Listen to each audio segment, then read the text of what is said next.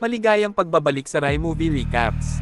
Narito na naman tayo para sa isa na namang pelikulang pinamagatang The Beauty Tax. Ito ay patungkol sa isang lugar na kung saan magbabayad ka ng tax depende sa ganda ng mukha mo. Kaya't ano pa ang ating hinihintay? Sit back, enjoy and relax, love you.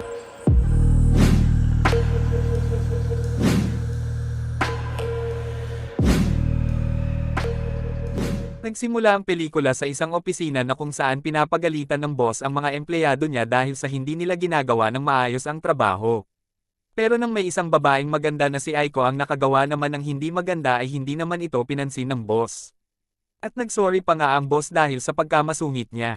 Naiinggit naman ang mga katrabaho niya sa kanya. Dahil nga sa kahit anong gawin nilang pagsisikap ay si Aiko lang ang pinapabura ng boss nila. Hindi lang sa trabaho pati na rin sa labas ay mas pinapaboren siya kaysa sa kanila. Habang nagla-lunch sila ay nakatanggap si Aiko ng libreng dessert samantalang sila ay hindi nakatanggap. At nang papauwi naman na sila ay may salesman na namimigay ng libreng sample sa mga dumadaan. Binigyan nito si Aiko ng dalawa pero isa lang ang binigay sa kanila at paghahatian pa nilang dalawa yon. Para kay Aiko ay parang normal na lang iyon. Dahil nga sa lagi siyang nakakatanggap ng special treatment dahil sa ganda niya. Sa kabilang banda ay nagkaroon naman ng isang press conference. At doon nga ay pinakita ang Prime Minister at sinabi na humaharap ang Japan sa financial crisis. At naisip niya na solusyon para doon ay magkaroon ng tax ang bawat tao, depende sa taglay nilang ganda. Mayroon namang mga nagpreproteste doon na hindi sang-ayon sa batas dahil sa nakaka-discriminate ito sa nakararami. Pero sumagot naman ang Prime Minister na nakakatanggap na ng napakaraming pribilehiyo ang mga magaganda. At ito ay nagiging unfair para sa mga pangit. At sinabi na nga niya na ipapatupad ito sa lalong madaling panahon. At kung sino man ang lalabag ay mapaparusahan. Isang araw ay may lalaking nag-alok kay Aiko na maging model sa isang beauty salon. Dahil nga sa naiinggit na ang mga kaibigan niya ay naisip na lang nilang iwan si Aiko. At sa sumunod na eksena nga ay nakita natin na napabalita nang ang napatupad na ang nasabing batas. Sumunod nun ay nang matapos na silang kumain ay nagbayad na ang mga kaibigan niya ng 1,000 yen para sa mga kinain nila. Pero nang si Aiko na ang magbabayad ay naiscan ang mukha niya at nakita natin na meron siyang 20% tax. Kaya magbabayad siya ng 1,200. Sumunod nun ay nang bumili naman siya ng mineral water ay mas malaki din ang binayaran niya dahil sa 20% tax niya. Pinakita naman na ang mga reporter ay nag-conduct ng interview patungkol sa beauty tax. At nalaman nila na halos lahat ay natutuwa sa batas na iyon. May isang lalaki na sinabi na nagbabayad siya ng malaki para sa magagandang babae. At patas lang kung kailangan nila magkaroon ng malaking tax. Sumunod nun ay isa naman pangit na babae ang na-interview at nasabi na maganda ang batas na ito. Sa ngayon ay marami na ang sumang-ayon sa beauty tax.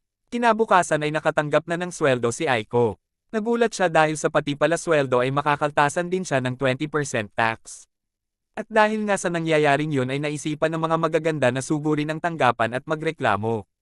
Sinabihan naman siya ng isa doon na umalis na lang sila. Sinabi din nito na matagal silang nakakatanggap ng mga pribilehiyo. At isipin niyang mabuti ang lahat ng iyon. Doon nga ay naalala niya na nung bata pa siya ay nakabasag sila ng flower vase. Pero lahat sila ay pinagalitan maliban lang sa kanya. Sumunod naman nun ay nang nagkayayaan na kumain ang barkada niya ay nalilibre siya ng pagkain at dahil yun sa ganda niya. At maging sa kasalukuyan. Kapag nakakagawa ng mali ang katrabaho niya ay nagagalit ang boss. Pero kapag siya ang nakagawa ay pinatatawad agad siya. At dagdag pa nga ng lalaki na reasonable ang batas dahil nagiging pantay ang trato sa lahat. Sinabi din nito na nare-recognize ng buong bansa ang kanyang ganda dahil sa mga standards na naiset ng gobyerno. Dahil nga sa mga nasabi ng lalaki ay naisip ni Aiko na may maganda ding naidudulot para sa kanya ang magkaroon ng 20% tax. Dahil nga sa nilabas na standards ay ang mga babaeng may matataas na tax ay kadalasan nakakatanggap ng mga imbitasyon mula sa mga lalaki para sumama sila na kumain at magpunta sa mga bar. At dahil nga doon, mas lalong naging sikat si Aiko sa trabaho niya. At nabansagan siya sa kanila na babaeng nagbabayad ng 20% tax.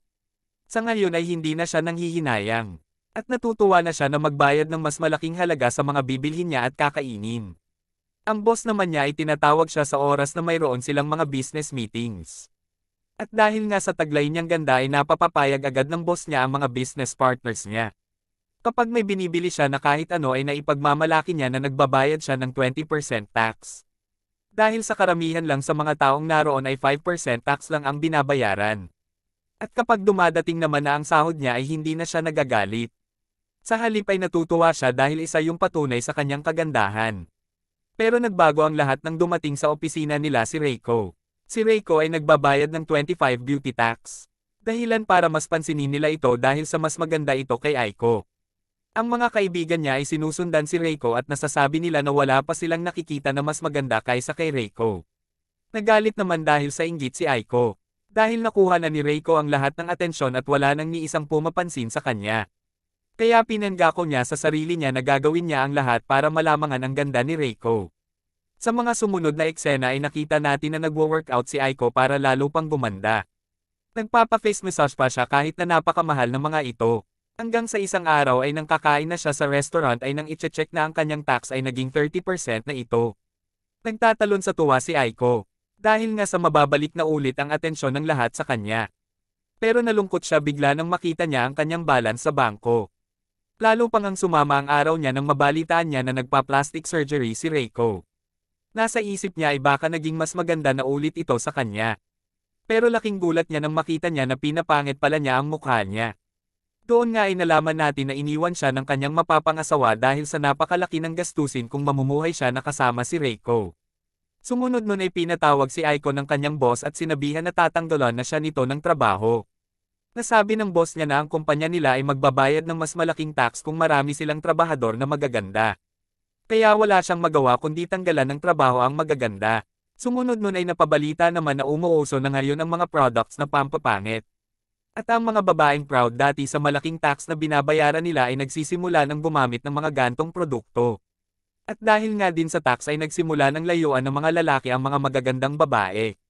Isang gabi ay may lumapit kay Aiko na isang lalaki at sinabihan siya na may alam siyang paraan para bumaba ang mga tax na babayaran niya. Pero bago pa man magpatuloy ang pag-uusap nila ay nakatanggap si Aiko ng tawag mula sa abogado nila. At sinabing patay na ang nanay niya. At may iniwan itong pera pero dahil nga sa beauty tax ay apektado din ang perang pamana sa kanya. At dahil nga din sa sobrang ganda ng nanay niya ay makakaltasan ng pamana sa kanya. At sa pinagsamang tax nila ay kailangan pang magbayad ni Aiko sa gobyerno para lang makuha ang pamana sa kanya. Bumalik muli si Aiko sa bar at nakita ulit niya doon ang lalaki na kumausap sa kanya na si Nun Omura. Sinabi ni Nun Omura na magpanggap siyang pangit para maiwasan niya ang pagbabayad ng tax at para makuha na din ang perang pamana sa kanya. Inabot sa kanya ang isang pekeng kilay pero ayaw naman ni Aiko sa planong yun. Dahil nga baka makulong siya kapag ginawa niya iyon. Pero sinabi naman ni Nun Omura na marami na ang gumagawa ng ganun kaya wala siyang dapat ipag-alala. Kinabukasan ay drinuwangan niya ang mukha niya ng pekeng kilat at itim-itim sa mukha. Naglagay din siya ng pekeng nunal at nagsuot siya ng mixing wig para maitago ang buhok niya. Nagulat ang tax officer nang makita siya nito. Doon nga ay sinabi na lang niya na simula nang mawala ang kanyang nanay ay nagsimula na siyang ma-stress dahilan para mapabayaan niya ang sarili niya. Nang maska naman na siya ng scanner ay nag-error ito. Dahilan para makuha niya ang pamana ng nanay niya nang walang binabayaran. Tuwang-tuwa naman si Aiko dahil sa nangyari. Dahil nga sa naisip niya na nalutas na ang problema niya. Tinawagan niya si Nun Omura at kwinento ang nangyari.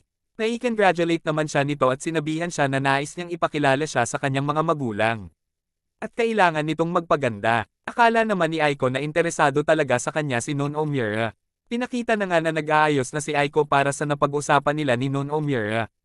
Pero bigla na lang may kumatok sa pinto niya. At nang pagbuksan niya ito ay agad siyang pinusasa ng mga pulis dahil sa pagpapanggap niyang pangit para makaiwas sa tax. Sinabihan siya ng pulis na si Nun Omura ay isang marriage swindler at ang tanging habol lang sa kanya ay ang kanyang nakuhang pamana. Dahil doon ay nakulong siya ng 2 taon. At ang tanging kasama niya sa selda ay isang babae din na nagpanggap na pangit para makatakas sa beauty tax. Doon nga ay nasabi niya na sana ipinanganak na lang siyang pangit. At kung sana ay nagkaroon siya ng panggang ilong ay baka hindi siya makukulong dahil sa pagiging maganda. Pero nai-comfort naman siya ng kasama niya sa selda at napalakas nito ang kanyang loob. Makalipas ang 2 taon ay nakalabas na siya ng kulungan at napagpasyahan niyang magpapakabuti na siya at gagawin niya ang lahat para mapasaya ang sarili.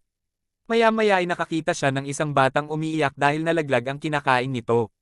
Nilapitan niya ito at sinabihang wag nang umiyak at papalitan na lang niya ito. Nang magbayad na siya ay nagtaka siya kung bakit sinoli ng tindero ang ilan sa binayad niya. Sinabi nito na hindi na siya ganun kaganda para sa 30% na beauty tax. Maya-maya pa nga ay may 2 bata ang lumapit at sinabihan siyang pangit. Dahil doon ay naguluhan siya dahil sa isip niya ay maganda pa rin naman siya. Pero doon natin nalaman na sa loob ng 2 taon na nasa kulungan siya ay nagbago na pala ang standards kung ano ang basehan ng pagiging maganda. At dahil nga sa mas pinabura ng mga lalaki ang mga pangit dahil sa beauty tax, naging mas popular ang mga pangit at sila na ngayon ang kinikilalang magaganda. Nagulat siya sa nalaman. At nang ibibigay na niya ang ice cream sa bata ay tinanggihan niya ito at sinabihan siyang pangit. At dyan na nga nagtatapos ang pelikula natin para sa araw na ito.